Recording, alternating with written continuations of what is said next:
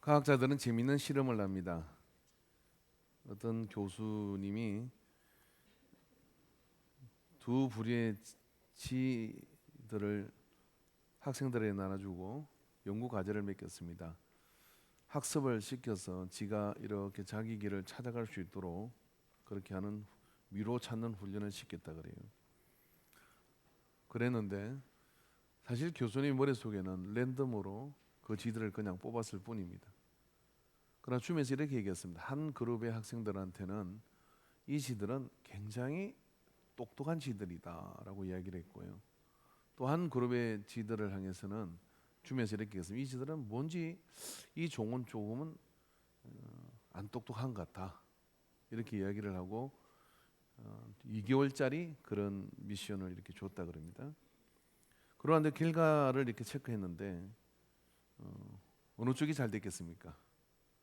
똑똑한 지라고 해준 그 지들의 연구 성과가 학습 효과가 굉장히 크더라는 거죠. 교수가 실제 실험한 것은 바로 사람들의 어떤 선입된 생각이 얼마나 더 이렇게 많은 결과에 영향을 미치느냐 하는 그런 부분입니다. 오늘 우리가 새해를 이렇게 맞아서 시작할 때 제가 아침에 이제 이렇게 성가대 찬양을 듣고 여러분 표정을 보니까 그렇게 나아 보이지가 않아요. 뭐 2020년 시작됐나 보다. 어쩌다 새해 이게 뭐 별다른 일이 있을란가 하는 분들이 딱 3명 있어요. 나머지는 다 매해 기대하고 또 실망하긴 하지만 그러나 자세히 살펴보면 어떤 해도 같은 해는 없었습니다. 자세히 살펴보면 특별한 하나님의 섭리가 그 모든 날들 속에 분명히 있었어요. 핸드폰에 들어있는 사진을 1년 거를 쭉 지내봐도 이런 일이 있었나? 내가 이런 곳을 갔던가? 하는 기억에서도 흐릿한 부분들이 사진에서 알려줘가지고 내게 참 신나는 일이 있었구나, 내게 참 의미 있는 일이 있었구나 하는 그런 생각이 들더라고요. 자, 그렇게 되면 여러분 일단 여러분의 인상을 성행하시기를 바랍니다. 자, 옆 사람한테 잠깐 지금 바로 보지 말고 지금 보면 굉장히 낙심해서 자리 옮길 수가 있습니다. 앞을 보시고 저를 따라서 한번 올라간 입, 내려온 눈. 자, 그 상태로 한번 옆 사람한테 이렇게 항수관 박사님처럼 웃으면서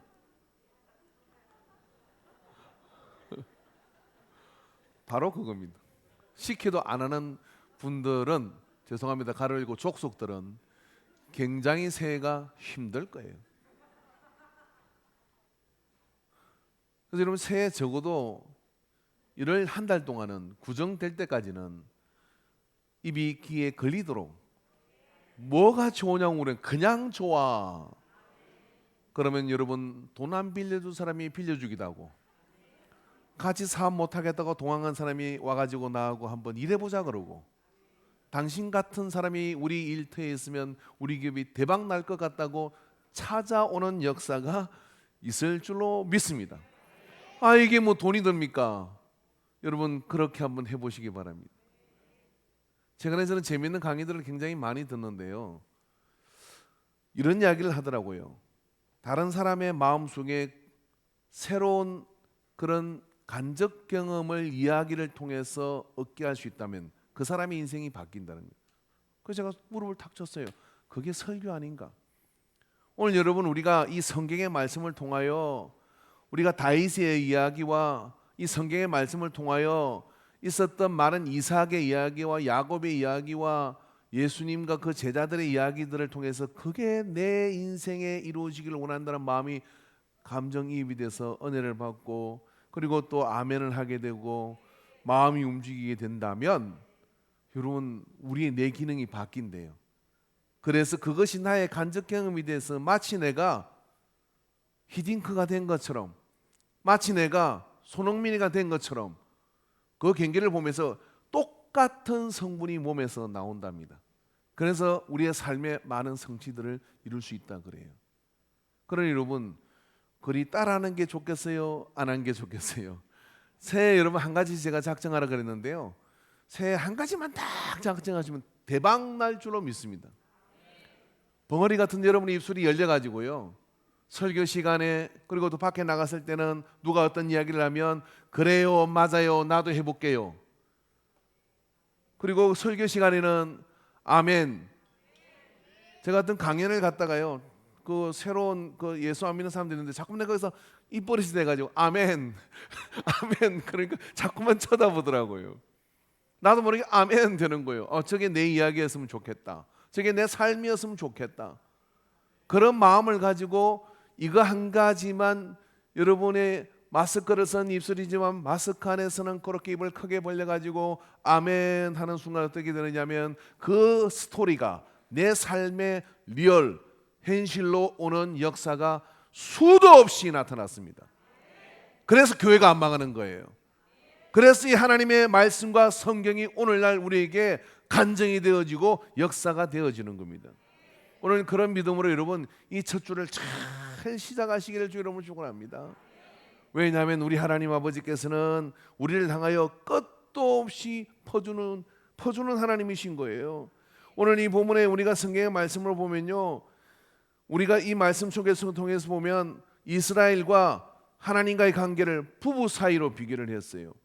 근데 이 부부 사이로 비교한 이 아내가 세상에 하나님 아버지를 잘 남편 삼아 살아야 되는데 자꾸만 엄한 대로 돌아다니고, 그러니까 하나님께서 때로는 포로로 보내기도 하고 나라를 흩어버리기도 하고 그런 일을 행하셨어요.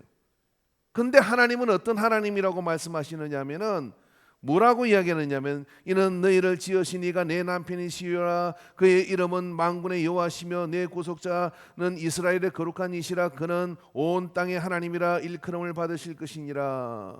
여호와께서 너를 부르시되 마치 버림받아 마음에 근심하는 아내 곧 어릴 때 아내가 되었다가 버림을 받은 자에게 한것 같이 하실 것임이라. 내 하나님께서 말씀하시니라. 내가 잠시 너를 버렸으나, 따라 보십시다. 큰 긍휼로, 예, 할렐루야, 좀 약합니다. 큰 긍휼로 마음에 듭니다. 너를 모을 것이요. 그러니까 우리는 하나님을 배신하고 우리는 하나님을 멀리하고 그러지만 하나님은 우리가 배신하고 멀리하는 거, 우리가 실패하고 잘못하는 거, 그냥 기분 내피면 교회 가고 기분 안 틀면 교회 안 가고 뭐 이렇게 하던 모든 걸 다 덮을 만한 그런 품을 가진 큰 긍휼의 하나님이시라는 거예요. 이 긍휼의 하나님이시라는 거예요. 도대체 이 큰 긍휼이라는 게 뭘까요? 오늘 말씀을 통해 이사야 선지자를 통해 하시는 말씀은 뭐냐면은 이 큰 긍휼은 어떤 긍휼이냐면 내가 넘치는 진노로 내 얼굴을 내게 잠시 가렸으나 영원한 자비로 너를 긍휼히 여기리라. 내 구속자 여호와께서 말씀하시니라. 이는 무엇과 비교할 수 있느냐면 내가 노아의 홍수와 같도다. 내가 다시는 노아의 홍수로 땅에 버림받지 못하게 범람하지 못하게 하리라. 맹세한 것 같이 내가 내게 노하지 아니하며 너를 책망하지 아니기로 맹세하였노니. 지금부터 정신을 잘 차리셔야 됩니다. 이 큰 긍휼은 어떤 것이냐면 온 세상을 하나님이 죄가 범람함으로 심판해 가지고 다 물로 덮어서 멸했어요. 노아의 가정만, 방주 안에 있는 노아의 가정만 살리셨는데 그걸 하나님께서 후회하셨다는 거예요. 그리고 어떻게 하느냐면은 다시는 내가 물로 이 세상을 다 멸하지 않겠다. 왜? 나 여호와는 긍휼의 하나님이기 때문에 멸망시키지 않겠다고 하나님께서 맹세하셨다는 거예요. 그런 큰 긍휼로 우리를 다시 모아 주실 것이다 라고 이렇게 말씀을 하십니다. 여러분 이 긍휼, 이 큰 긍휼이라는 것이 뭘까요? 이런 큰 긍휼이라는 단어를 제가 그래서 찾아보니까 긍휼이라는 단어가요, 어머니의 모태, 자궁의 어원과 같더라고요. 그래서 자궁이라는 뜻이 라함인데 긍휼이라는 뜻은 라함임은 같은 어근을 가지고 있습니다. 이 라함임이라고는 이 말을 긍휼이란 이 단어가 고스란히 창세기 49장 25절에 내 아버지의 하나님께로 말미암나니 그가 너를 도우실 것이요 전능자로 말미암나니 그가 내게 복을 주실 것이라. 위로 하늘의 복과 아래로 깊은 샘의 복과 젖먹이는 복과 라하임의 복이로다 라고 말씀하셨어요. 그러니까 이스라엘 사람들에게 긍휼이라는 이미지는 뭐냐면 어머니의 태예요. 자궁, 어머니의 태, 아이가 그 안에 들어있는 그 태가 긍휼의 이미지인 겁니다. 성경에서는 그렇게 긍휼의 이미지를 우리에게 말해주고 있어요. 그런데 오늘 본문에서 큰 긍휼로 내가 너희를 다시 모으리라고 할 때, 여러분 이 성경의 이 긍휼이라는 것은 좀 더 구체적인 의미를 가지고 있습니다. 그 구체적인 의미가 뭐냐면 하나님의 큰 긍휼, 다시 노아의 방주를 통해 물로 세상을 멸하지 않는 것처럼 내가 너희들을 멸하지 않는 그 어머니의 태로 그 이미지 되는 그 긍휼로 우리를 모아 드리는 그 이미지는 바로 마리아의 태를 이야기하는 거예요. 그래서 여러분 오늘 성경을 통해서 우리는 예수 그리스도가 마리아의 태를 통해서 오는데, 이것은 다시 말해서 마리아의 태를 통하여 오신 예수님은 하나님의 큰 긍휼의 의미함을 가지고 있습니다. 자, 이게 이제 조금 혼동스러울 건데요.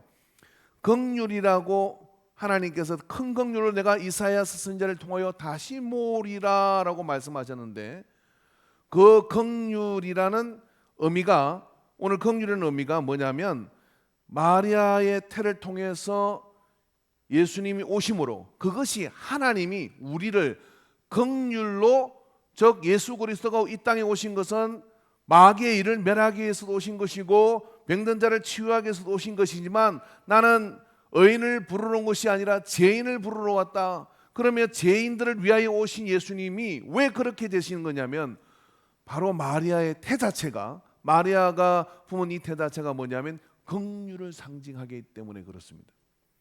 그러므로 예수님이 그냥 구름 타고 내려오실 수도 있고, 또 예수님이 어느 날 갑자기 나타나지 내가 예수다 할 수도 되는데, 마리아의 동정녀 마리아의 몸을 통해 오시는데 그 태를 통하여 온 이 예수님은 그것 자체가 뭐냐면 하나님이 우리에게 왜 오셨냐? 큰 긍휼로 우리를 모으시려고. 그러므로 여러분 예수님의 나심은 태의 역사인데 이 예수님은 바로 그 긍휼의 역사인 겁니다. 그래서 누가복음 1장 39절에 45절의 말씀을 보면 이때에 마리아가 일어나 빨리 산골로 가서 유대 한 동네에 이르러 사가랴의 집에 들어가 엘리사벳에게 문안하니 엘리사벳이 마리아가 문안함을 들으며 아이가 복중에서 뛰노는지라 엘리사벳이 성령의 충만함을 받아 큰 소리로 불러 이르되 여자 중에 내가 복이 있으며 내 태중의 아이도 복이 있도다. 내 주의 어머니가 내게 나아오니 이 어찌된 일인가? 보라, 내 문안하는 소리가 내 귀에 들릴 때 아이가 내 복중에서 기뻐함으로 뛰노란도다. 주께서 하신 말씀은 반드시 이루리라. 믿는 그의 여자에게 복이 있도다. 세례 요한을 잉태한 엘리사벳이 예수님을 잉태한 마리아를 서로 태중에 있는 아이를 안고 만났다 이거예요. 근데 엘리사벳이 영계가 열려가지고 성령의 감동으로 뭐라고 이야기하느냐면 내 주의 어머니가 어떻게 나오느냐 라고 이야기하며 그 속에 예수님 계심을 알게 되죠. 세례 요한이 잉태했을 때 그 아버지 부친 사가랴가 누가복음 1장 67절 80절에 그 부친 사가랴가 성령의 충만함을 받아 예언하여 이르되 찬송하리로다. 주 이스라엘의 하나님이여 그 백성을 돌보사 속량하시며 우리를 위하여 구원의 뿔을 그 종 다윗의 집에 일으키셨으니, 지금 세례 요한이 태중에 있는 모습을 보고 남편된 사가랴가 예언을 하는데 구원의 뿔이 그 종 다윗 가문이 아니잖아요. 레위 가문이잖아요. 그리고 아론의 후손이잖아요. 누구를 보고 이야기하는 것이냐면 마리아가 잉태하여 나타날 그 길을 예배하라고 외치는 세례 요한의 사역과 함께 그것이 하나님이 우리를 구원하시는 분의 역사를 내다보고 말씀을 하는 겁니다. 우리의 원수에게서 우리를 미워하는 모든 자의 손에서 구원하시는 일이라. 우리 조상을 긍휼히 여기시며 그 거룩한 언약을 기억하셨으니, 오늘 우리 본문에서 그 큰 긍휼로 우리를 모으시려고 하는 그 모임의 구체적 현상이 뭐라고 이 사가랴가 이야기하느냐면, 마리아의 태를 통하여 오는 구원의 뿌리시오 하나님이신 그분이 그 긍휼을 이루시기 위해서 그 태를 통하여 오신 그것을 지금 말하고 있는 겁니다. 우리 조상에게 약속한 긍휼을 이루시기 위해서, 언약을 이루시기 위해서 예수 그리스도가 오셨다는 겁니다. 그러면 여러분, 오늘 우리에게 이 긍휼은 하나님의 큰 사랑이에요. 여러분, 이 우리가 복음을 가지고서요 뭔가를 이루기 위해서 도전하는 것도 있고, 예수를 믿어가지고 내가 딱 부러지는 성격을 가지고 이것저것 막 그렇게 따지고 살 수도 있고, 그렇게 할 수 있지만, 복음은 원초적으로 근본적으로 긍휼을 통하여 오신 겁니다. 여러분, 우리에게 긍휼의 마음, 이 긍휼의 마음이 우리에게 있지 아니하면 우리는 복음을 하나도 이해하지 못한 거예요. 어떤 일이 생기거나 어떤 상황이 생겼을 때 내가 포용할 수 있고 품을 수 있고 더 큰 긍휼로 모을 수 있는 그 마음이 우리에게 부족하면 어떻게 되느냐면, 나는 예수님과 먼 사람이에요. 예수님과 먼 사람. 이 긍휼이라는 마음은요, 죄송합니다만 남자들은 참 알기가 어렵습니다. 왜냐하면 애를 안 낳아가지고. 여러분, 이 긍휼이란 이 마음은요, 왜 이스라엘 사람들이 태와 이 긍휼을 똑같은 어근을 가지고 먼저 태라고 하는 것이 있었고요, 그것을 보고 뭐라면 긍휼이란 단어를 그 단어에서 유추시킨 겁니다.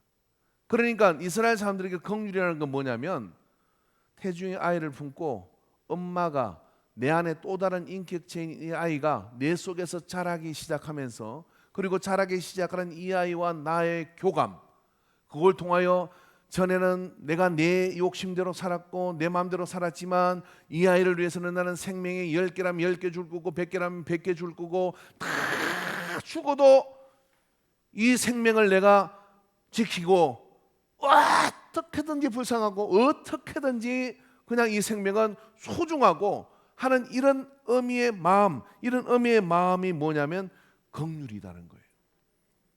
혹시 여러분의 인격에, 본인의 인격으로서 누군가를 그렇게 긍휼하게 자식 빼고 생각해 본 적이 있습니까? 근데 하나님은 우리를 그렇게 생각했다는 거예요. 이걸 조금 이해한 바울은 뭐라고 그러냐면, 디모데를 두고 내가 복음으로 너를 낳았다 이야기해요. 복음을 낳았다는 이야기가 뭐냐면, 실제로 내 안에 품어서 여인이 아이를 출산하는 것처럼 그런 마음으로 디모데를 복음을 통하여 내놓았다, 이런 이야기입니다. 그러면 여러분, 새 생명의 탄생, 새 영혼의 그런 출생은 반드시 긍휼의 태를 통하여 만들어지는 겁니다.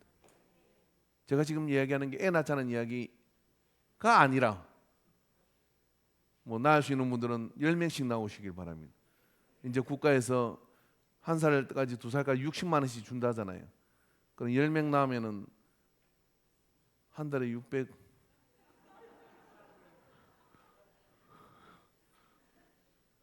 아멘하는 가문에 태의 역사가 나타날 줄은 믿습니다.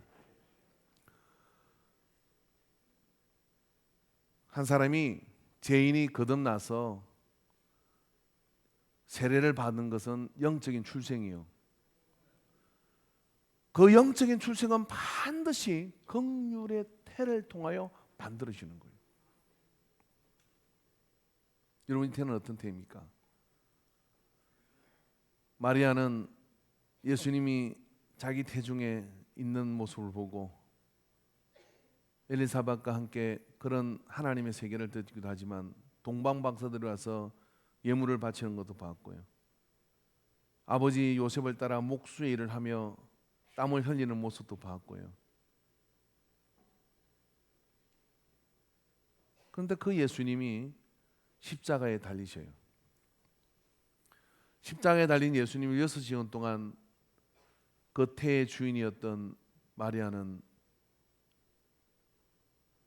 자기 아들은 아니지만 하나님이신 그분이 십자가에서 이 백성들을 위하여 피 흘리고 물 쏟으며 죽는 모습을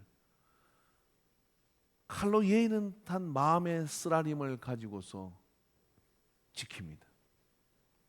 그리고 그 수신을 수습하기 위해서 모둠을 향해 갑니다. 그리고 부활의 주를 만납니다. 마리아가 가진 이 태의 긍휼은 어떤 것일까요?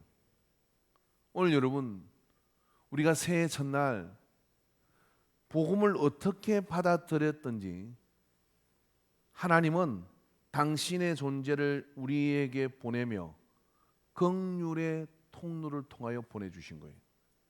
이사야서 말씀을 통하여 내가 더 큰 긍휼로 너희를 모을 것이라.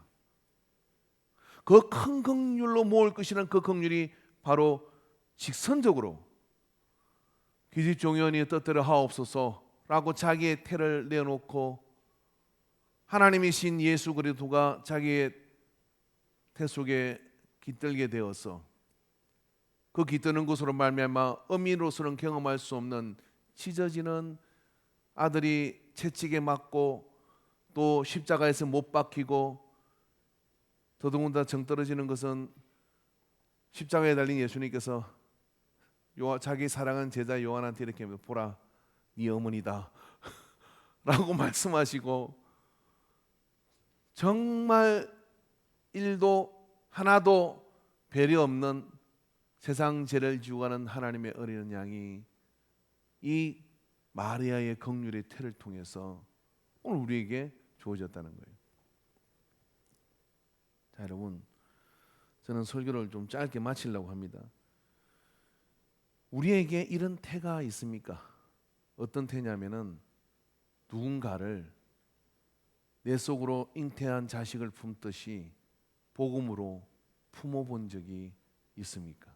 아픕니다. 많은 걸 견뎌내야 됩니다. 그리고 몸도 점점 무거워지며 입맛도 바뀌어버려요. 전에는 먹지도 않는 걸 허겁지겁 먹기도 하고요. 전에는 찾지도 않는 걸 막 찾기도 하고요. 온통 몸의 흐름이 다 바뀌어버려요. 근데 그래도 기쁨으로 그걸 감당합니다. 왜?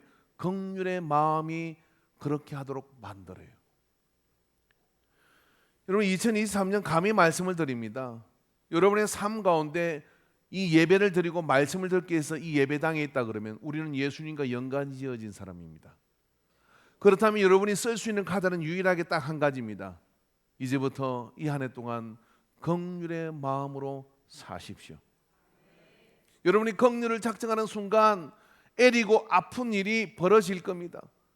그렇지만 복음을 내가 이해하고 간다는 것 자체가 바로 이 긍휼을 통하여 이루어지는 것이기 때문에 그 긍휼의 마음을 가지고 나아갈 때 비로소 우리는 예수 복음을 통하여 새 생명의 잉태를 보게 될 줄로 믿습니다. 예수 그리스도를 통해 새 생명의 잉태를 보게 되는 그것은 하나님 아버지의 뜻이 우리를 통하여 이루는 은혜이죠. 저는 어제 이 말씀을 말씀 복기를 통해 받았는데 우리 딸은 또 저하고 정반대의 말씀을 받았더라고요. 근데 오늘 여기 없는 것 같은데요. 없죠. 어제 분명히 11시에 들어온다고 그러고 송구식 마치고 나갔는데 제가 이제 오늘 어떻게 하겠어요? 오면 사랑해 주려고요. 우리끼리 비밀인데 제가 사랑해 주려고 그러면 왜? 긍휼해야 되니까 알고 도망갔어요. 아빠가 긍휼의 말씀을 받았구나. 나는 무슨 짓을 해도 괜찮구나. 그렇게 악용하면 안 됩니다. 저는 괜찮은데 하나님한테 그러면 안 되는데 그래도 하나님께서 어떻게 하냐면 다시는 내가 너희를 멸하지 않겠다 맹세하셨다는 거예요. 왜냐하면 긍휼은 하나님의 큰 사랑과 똑같은 말이기 때문에 그래요. 그러면 여러분 예수님의 복음은 긍휼의 그릇으로 담겨지게 돼 있어요. 마태복음 9장 10절부터 13절에 예수께서 마태의 집에서 앉아 음식을 잡수실 때 많은 세리와 죄인들이 와서 예수와 그의 제자들과 함께 앉았더니 바리새인들이 보고 그의 제자들에게 이르되 어찌하여 너희 선생은 세리와 죄인들과 함께 잡수시느냐. 예수께서 들으시고 이르시되 건강한 자에게는 의사가 쓸데없고 병든 자에게라야 쓸데있느니라. 13절 같이 읽읍시다. 시작. 너희는 가서 내가 긍휼을 원하고 제사를 원하지 아니하노라 하신 뜻이 무엇인지 배우라. 나는 의인을 부르러 온 것이 아니요 죄인들을 부르러 왔노라 하시느니라. 그 말씀 띄워놓으십시오. 너희는 가서 내가 긍휼을 원하고 그 시대의 세리와 창녀와 제 가운데 어찌할 바 몰라 헛쓰리는 많은 사람들이 있었습니다. 그 많은 사람보다 더 많은 사람들이 경건한 그리스도인들이고 바리새인들이요 또 제사장들이요 레인들이요 그리고 많은 사람들이 하나님을 열심히 믿는 거로 성전은 문전성시를 이루며 매일매일 수만 명의 사람이 밀려 올라갑니다. 그러나 예수님의 걸음은 성전을 향하여 갔을 때는 채찍을 들으셨지만 그가 간 곳은 죄인들의 집이요 세리의 집이요 창녀의 집이요. 그곳으로 가서 앉으시니 바리새인들이 저가 무슨 랍비냐 선생이냐 저렇게 제사를 경건하게 드려야지 말하지만 예수님은 이렇게 말씀하죠. 나는 제사를 원하는 게 아니라 누구요? 하나님이요. 나는 제사를 원하는 게 아니라 누구요? 하나님의 아들이신 이 주인 되신 분이 이야기합니다. 나는 긍휼을 원한다. 왜? 긍휼이라는 단어의 어근을 가진 마리아의 태를 통해 오셨다 이 말이에요. 그럼 우리는 뼛속까지 어떻게 되느냐? 긍휼해야 됩니다. 때로 잘못을 지적할 수도 있죠. 문제를 지적할 수도 있죠. 그렇지만 그것이 긍휼의 베이스에서부터 시작돼야 되는데 우리는 부족하기 때문에 저도 날이 설 때가 있고 힘들 때가 있습니다. 그러나 2023년은 어찌든지 한번 긍휼해 보려고 해요. 여러분도 한번 옆 사람과 이렇게 가십시오. 저한테 욕 한번 해보십시오. 제가 참을 수 있습니다. 시작.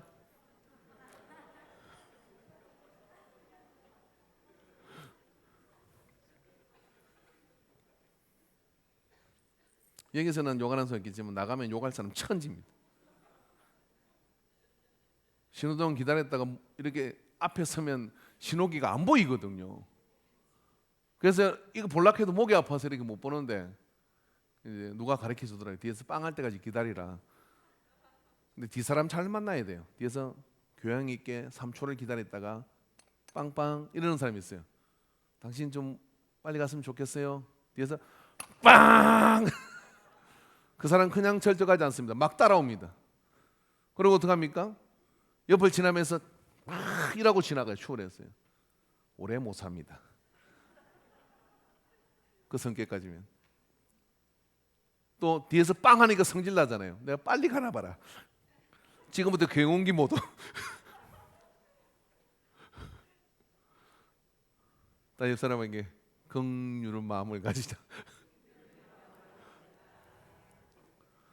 뒤에서 빵 그리고 빨리 가거든 이렇게 생각하십시오. 아이고 저거 드라마 보러 가는 거다 저거. 그리 바쁘면 어제 가지 왜 이제 가냐.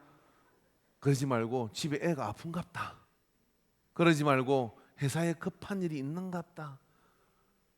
그러지 말고 저 시간을 못 맞춰가지고 버스 갈 때 막 빵빵거릴 때 있잖아요. 그건 시간 못 맞추면 돈 까이거든요. 그런갑다고 얼른 앰뷸런스 비켜주듯이 비켜주세요. 그리 살면 오래 삽니다. 할렐루야. 할렐루야. 주님의 복음은 긍휼이에요. 긍휼을 배제한 복음 가짜입니다. 주님의 복음은 긍휼입니다. 여러분 이 종교 암흑기 천년이 어떻게 오는 것이냐면 깠다 가면 하향시키고 깠다 가면 돌로 쳐 죽이고 나중에는 그러다가 예수 믿는 사람끼리 구교 신교가 무려 100년 전쟁을 합니다. 100년 전쟁을. 수도 없는 사람이 비참하게 죽어요. 어떻게 성경 안에서 그런 일이 역사 속에 일어날 수 있습니까? 나는 제사를 원하는 게 아니라 긍휼을 원한다라고 말씀하셨잖아요. 복음을 이해 못하니까 종교 암흑기가 온 거예요. 오늘 여러분 2023년 힘들 겁니다. 그러나 긍휼한 자가 곁에 있으면, 긍휼한 우리가 여기 있으면, 긍휼한 사람이 팔을 벌리고 그래 나도 먹기가 부족하지만 나눠 먹으면 되지 하고 나눠 먹는 팔 벌릴 자가 있으면 세상은 살만해요. 그거 누가 하겠어요? 그리스도인들이라는 거죠. 누가 하겠어요? 예수 믿는 사람들이라는 것이죠. 자, 옆 사람한테 이렇게 얘기합시다. 길을 쓰고 긍휼하자. 여러분 얼마나 긍휼할 수 있을 것 같아요?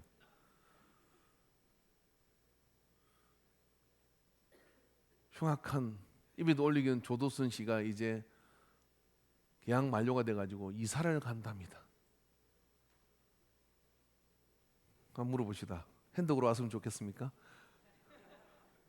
긍휼을 하자며요. 여러분 조도순 씨가 여러분 옆집으로 이사를 온다고 하면 나 예수 안 믿을래? 어디까지 긍휼할 수 있을까요? 조도순 씨가 흉악범이죠. 그분은 바뀌지 않을 거라고 생각합니다. 이미 그 정도면 질병의 수준입니다. 한번 물어봅시다.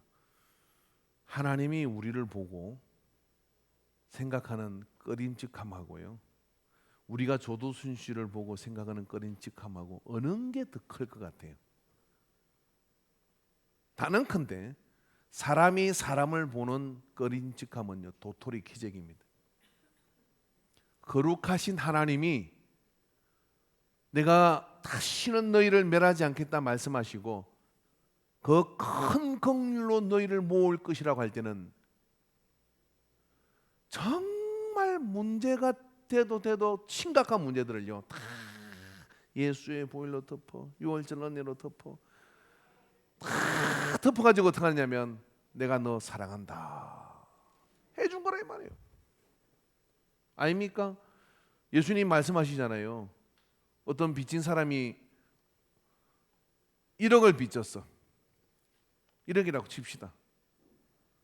근데 왜 못 갚냐? 그랬더니 제가 돈이 없고요, 제가 불쌍하고요, 그러니까 그러면 탕감해 줄게, 앞으로 열심히 살아 하고 탕감을 해줬어요, 왕이. 근데 이 사람이 가다가 자기한테 1,000원 빚진 사람을 만났다.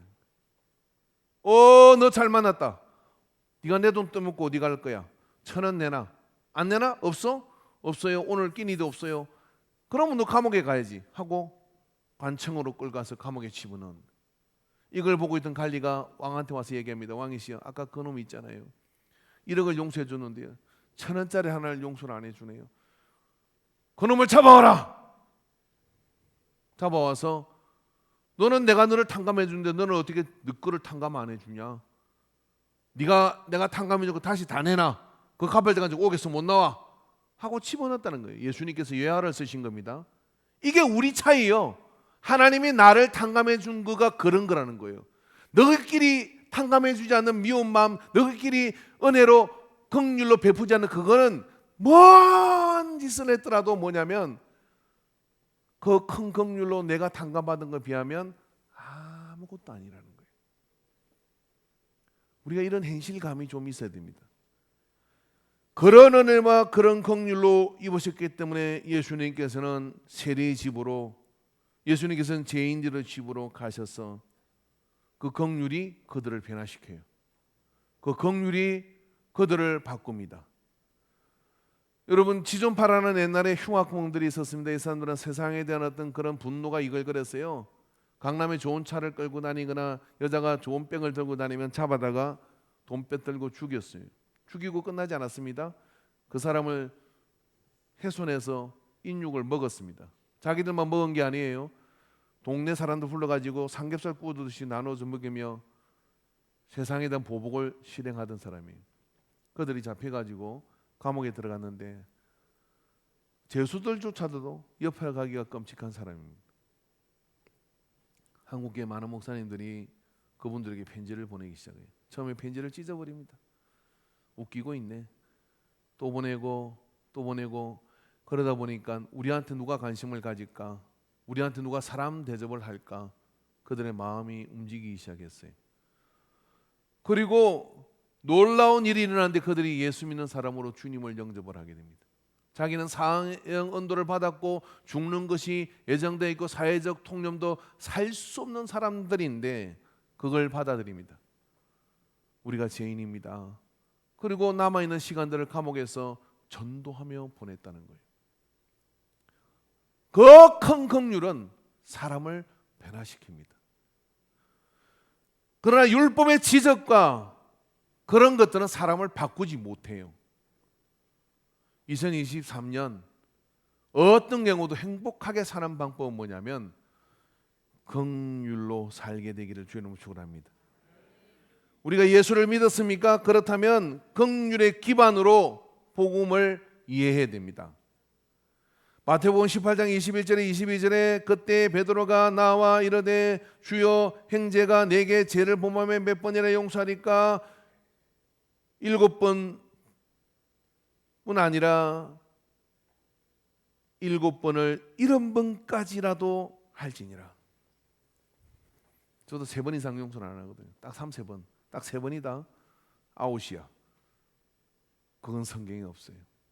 7번씩 7번씩 70번을 용서하라는 거예요. 왜? 그게 복음이기 때문에.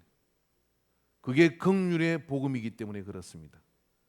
여러분 이거를 알아야 뭐냐면 우리는 하나님이 나의 온전한 자로 나가는 거예요. 베드로가 배신을 합니다. 불러다가 예수님이 야단을 치셔야죠. 빌라도의 뜰에서 베드로와 예수님이 제사장 집에 잡혀갔을 때 예수님과 베드로가 안뜰에 예수님이 시문을 받으시고 바깥뜰에 베드로가 모닥불 피는데 앉아 있습니다. 누가복음 말씀을 보면은 그곳에서 하는 여종이 와가지고 이 사람도 갈릴리 사람 같은 일당이라고 얘기를 합니다. 아니라고 얘기하죠. 틀림없다고 좀 이따가 이야기를 합니다. 무슨 소리를 하느냐고. 세 번째 얘기할 때는 저주하며 나는 저런 인간을 알지 못합니다 할 때 예수님이 안뜰에서 바깥으로 베드로를 딱 쳐다봤어요. 베드로하고 눈이 딱 마주친 거예요. 제가 예수님 같은 경우 이렇게 내가 따라오지 말라고 했잖아. 뭐를 네가 누구보다 더 가까이 온다고 따라와가지고 그런 꼴을 보이냐. 아유. 눈이 마주쳤을 때 베드로는 뛰쳐나가서 통곡하며 울게 됩니다. 그 눈빛은 소름 끼치는 눈빛이었을까요? 아니면 어떤 눈빛이었을까요? 어떤 아버지냐에 육신의 아버지가 어떤 아버지냐에 따라서 책망의 눈빛으로 받는 사람도 있겠고 또 정죄의 눈빛으로 받는 사람도 있을 겁니다. 근데 여러분 저는 단언컨대 예수님은 긍휼의 하나님이시니까 베드로를 따사로운 눈빛으로 봤을 거예요. 내가 너한테 말했지 3번 네가 나를 부인할 거라고. 괜찮아. 너는 원래 그런 존재야. 그렇지만 내가 그것 때문에 너를 버리지 않아. 그게 베드로를 통곡하게 만드는 거예요. 그러고도 따라왔어? 네가 수석 제자야? 하고 째려봤으면 베드로는 찔리긴 했지만 통곡까지는 안 했을 것 같아요. 그러나 그 순간마저도 평상시에 지지해주고 또 사랑해주던 그 눈빛으로 자기가 시문을 당하고 자기가 고통을 당하는데 베드로를 그 눈빛으로 바라본 거예요. 이게 베드로를 더 아프게 하죠. 그래서 베드로는 거꾸로 십자가에 달려 주님을 따릅니다. 서대반 집사는 사도행전 7장 59절에서 60절에 그들이 돌로 서대반을 치니 서대반이 부르짖어 이르되 주 예수여 내 영혼을 받으시옵소서 하고 무릎을 꿇고 크게 불러 이르되 주여 이 죄를 그들에게 돌리지 마옵소서. 이 말을 하고 자니라. 아무리 인격이 성장한 사람도요 때리고 또 때리면 화가 나고 그리고 또 저항하고 그럽니다. 돌을 들어서 집어치는데 이 돌을 그냥 이런 무슨 조그마한 돌멩이 아니에요. 주먹만한 돌을 들면서 머리가 터지고 얼굴이 어스러지고 이빨이 쿡 하고 빠지고 이런 고통입니다. 몸에 부딪히면 이게 갈비가 부러지는 거예요. 죽으라고 때리는 거니까요. 이게 공개 처형이거든요. 근데 그 순간 서대반 집사가 이렇게 얘기하는 겁니다. 무릎을 꿇고 크게 불러 이르되 주여 이 죄를 저들에게 돌리지 마옵소서. 이 말을 하고 자니라 죽었다는 이야기예요.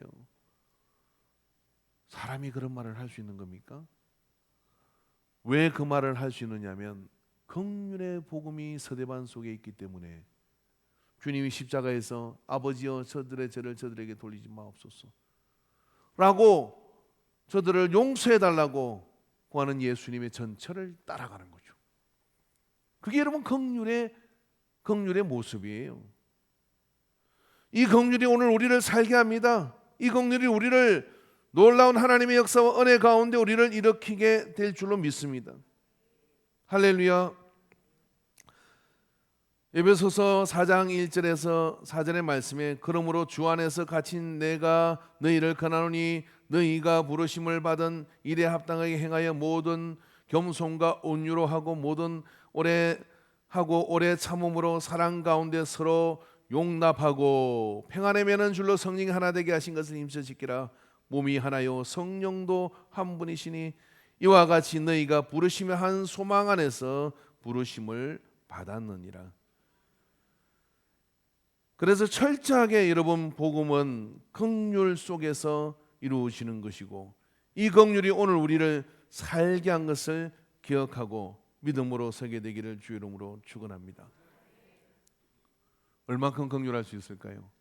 어쩌면 2023년은 우리에게 그런 긍휼을 매일매일 시험할 줄 모릅니다.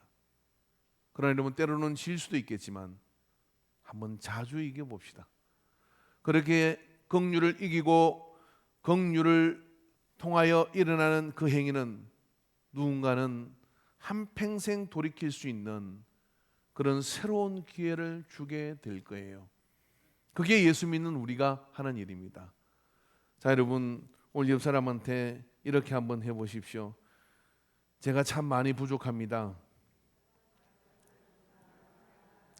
더 많이 참고 더 많이 사랑하고 더 많이 품고 더 많이 이해하고 더 많이 덮어주며 더 많이 사랑하겠습니다.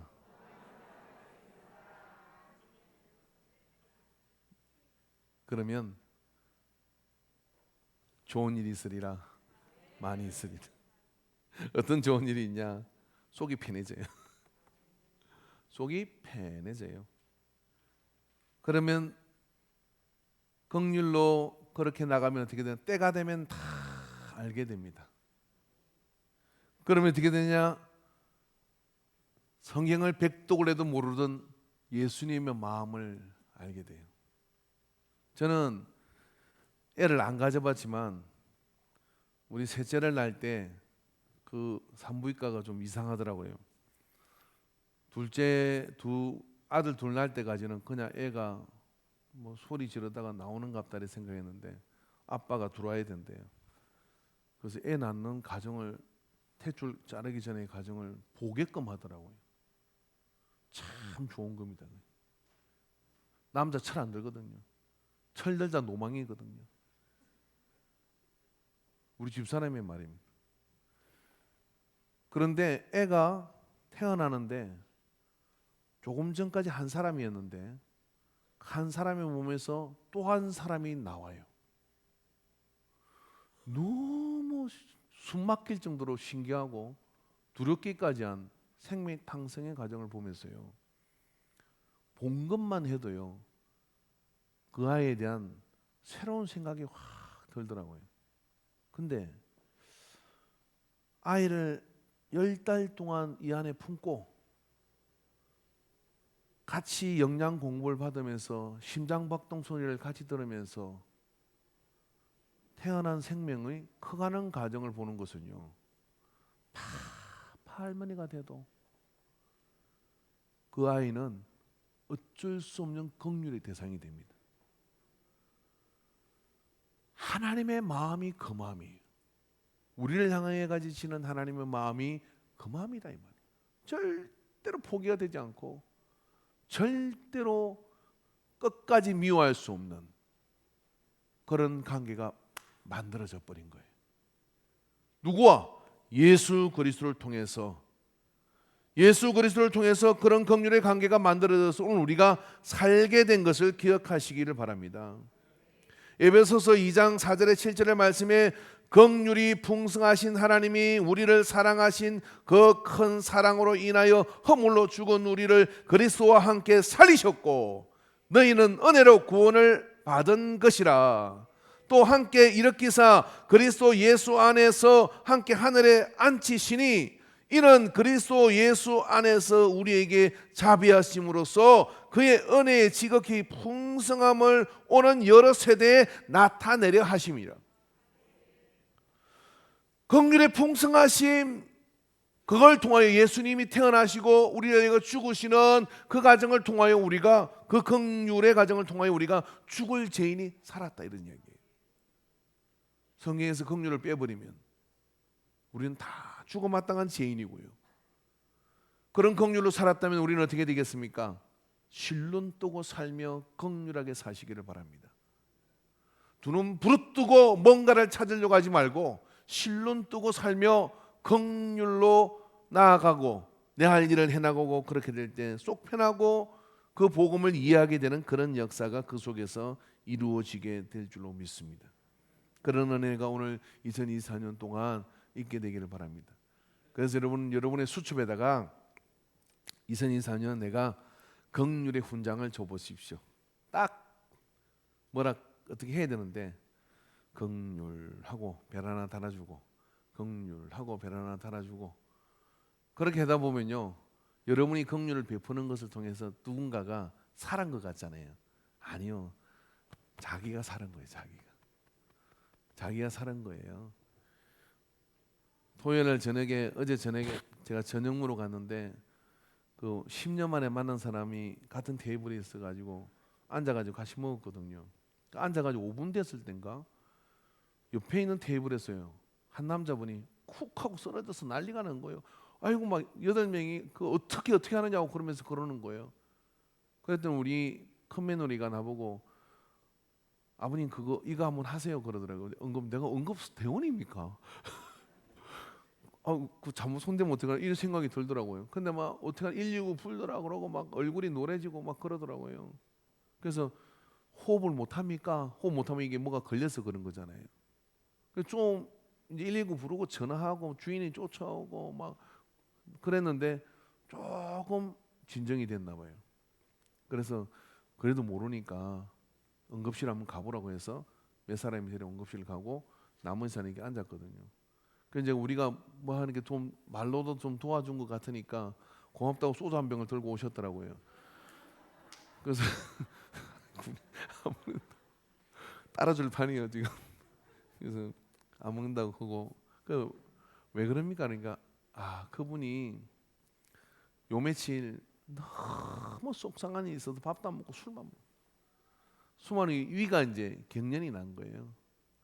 너무 속상한 일이 있어서 밥도 안 먹고 술 먹다 보니까 사람이 바삭 말랐더라고요. 그러다 그 전에 이제 회식해놨고 또 술 먹은 거예요.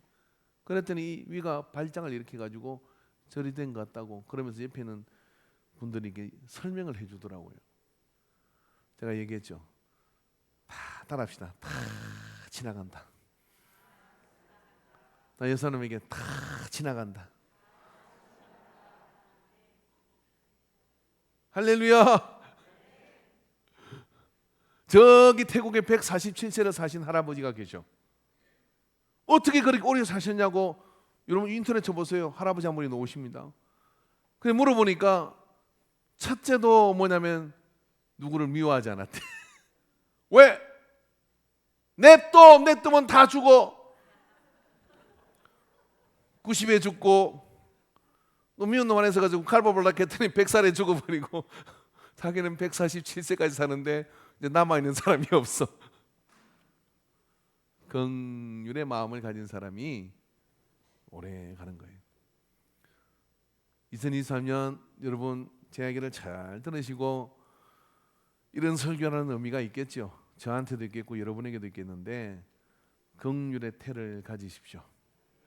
그러면 하나님의 역사가 여러분 속에 나타나게 될 줄로 믿습니다. 기도합시다.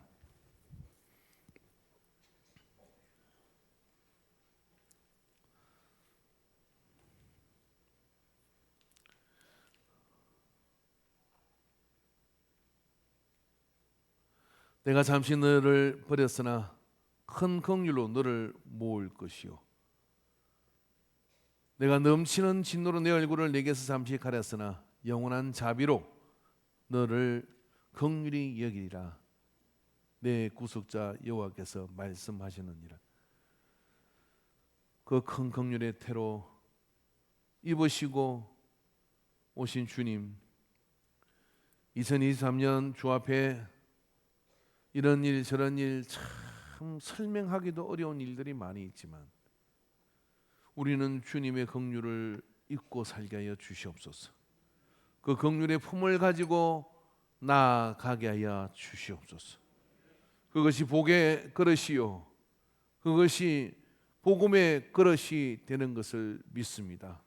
도와주소서. 예수님의 이름으로 기도합니다. 아멘. 우리 찬양